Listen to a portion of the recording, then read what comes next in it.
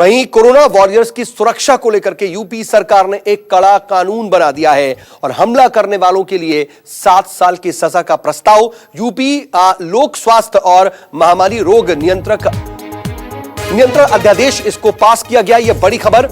बता दें कि 50,000 से लेकर के 5 लाख तक के जुर्माने का भी प्रावधान इस नए कानून में रखा गया है। एक अध्यादेश यूपी सरकार ने जारी किया है। दरअसल कोरोना वॉरियर्स को एक तरह से एक सेफ्टी प्रदान करने के लिए और उनके खिलाफ हो रहे किसी भी तरह के हमले या अत्याचार को रोकने के लिए ये कानून बनाया गया है। मानस श्रीवास्तव मेरे सहयोगी खबर पर ज्यादा जानकारी के साथ जुड़ रहे हैं। मानस, हमने देखा था कि यूपी से अलग अलग जगहों पर दरअसल कई तरह के ऐसे मामले सामने आए थे जब कहीं ना कहीं कोरोना वॉरियर्स को कई अलग विषम परिस्थितियों का सामना करना पड़ा था, लेकिन कम से कम अब ये अध्यादेश उसी को देखते हुए लाया गया है। अब कम से कम ऐसे मामले कम से कम थमेंगे। देखिए, उत्तर प्रदेश के अलग अलग जनपदों में हमने तस्वीरें देखी थी और अपने दर्शकों को भी दिखाई थी कि किस तरीके से कोरोना वॉरियर्स पर हमला हुआ, चाहे वो पुलिसकर्मी हो, स्वास्थ्य कर्मी हो, सफाई कर्मी हो।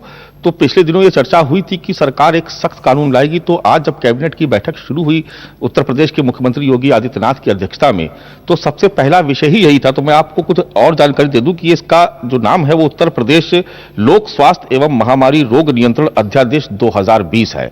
इसको आज कैबिनेट ने पास कर दिया, यानी ये कानून आज से प्रभावी हो गया, आज से लागू हो गया।